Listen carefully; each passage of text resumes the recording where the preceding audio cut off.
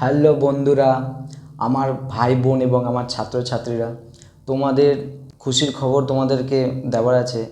যারা একটা শ্রেণীর ওবিসি ক্যান্ডিডেট যারা আছো, তাদের জন্য আজকের এই বিষয়টা খুবই খুশির খবর এবং তোমাদের জন্য আমি এসেছি। যে বিষয়টা নিয়ে এসেছি আমি, সেটা তোমাদেরকে প্রত্যেকের জন্য আমি আজকে একটা আপডেট দিতে যাচ্ছি। যেটা হচ্ছে ওবিসি। ওবিসি যে এতদিন ধরে একটা হিয়ারিং ডেট চলছিল, সেই ডেটটা তো 19 তারিখ দেওয়াই আছে, জুন মাসে 19 তারিখ। কিন্তু তার আগে রাজ্য সরকারের দ্বারা এবং হাইকোর্টের দ্বারা যেই বিষয়টা উঠে এসছে, সেইটা তোমাদের সবার প্রথম জানানো খুবই দরকার এবং খুবই প্রয়োজন। তোমরা সকলে অনেক দিন ধরে অপেক্ষা করে আছো, আমার ওবিসি ক্যান্ডিডেটরা।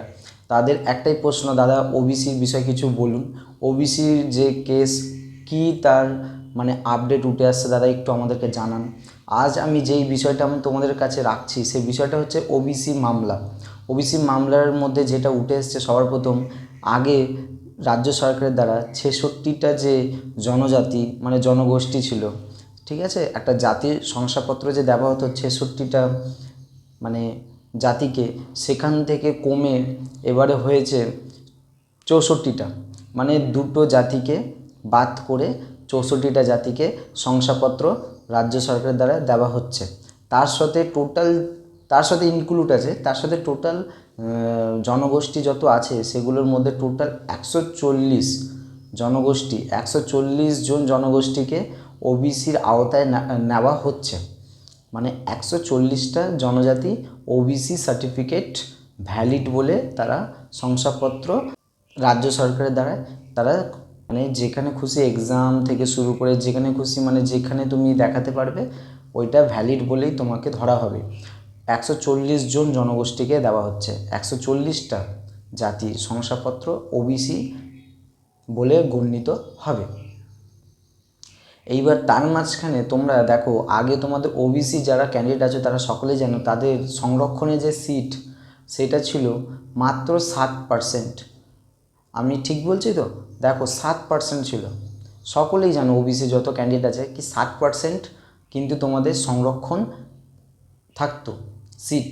কিন্তু এখন রাজ্য সরকার এই কিছুদিন ধরে যে ওবিসি যে এত দিন ধরে চলে আসছে, তোমরা বই নিয়ে চলছো এবং তোমাদের যে একটা কেস চলছিল যে ওবিসি মামলার, সেখান থেকে একটা নিষ্পত্তি হয়েছে যে 7% যেটা তোমাদের সংরক্ষণ সিট ছিল সেটা বেড়ে 17% করা হয়েছে। হ্যাঁ, তোমরা একদম সঠিক শুনছো, 7% থেকে বেড়ে 17% করা হয়েছে।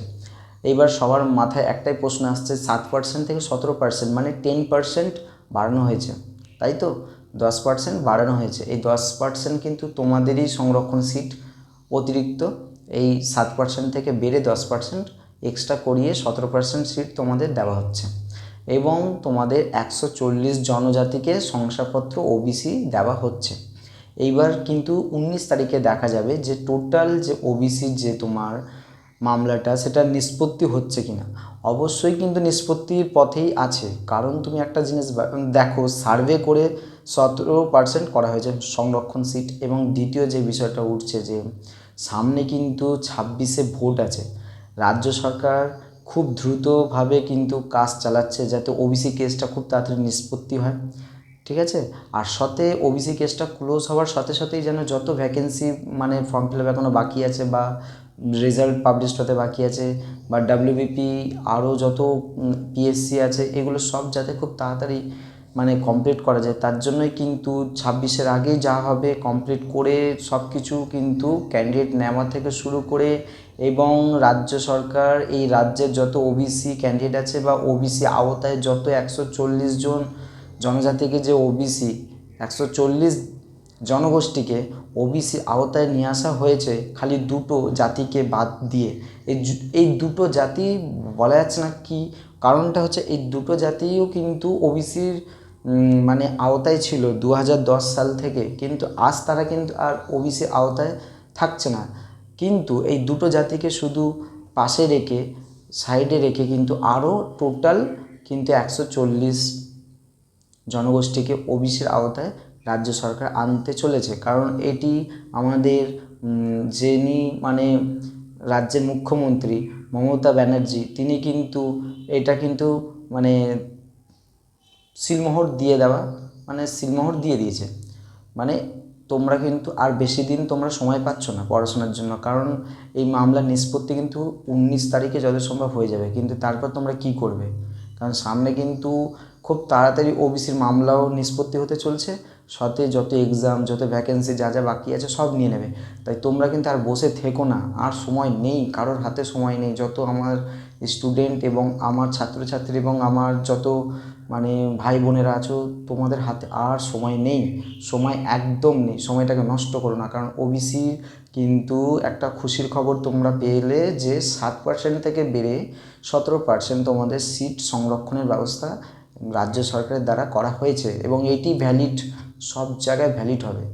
রাজ্য সরকারের সব ডিপার্টমেন্ট থেকে শুরু করে যে কোনো কাজে তুমি এই পশ্চিমবঙ্গের যে কোনো কাজে কিন্তু ওবিসিরা 7%-এ যেটা সংরক্ষণ পেত সিট, সেটা বেড়ে 17% সংরক্ষণ পাবে। তারাই একমাত্র এই সুবিধাটা পাবে, ওবিসি যারা ক্যান্ডিডেট আছো।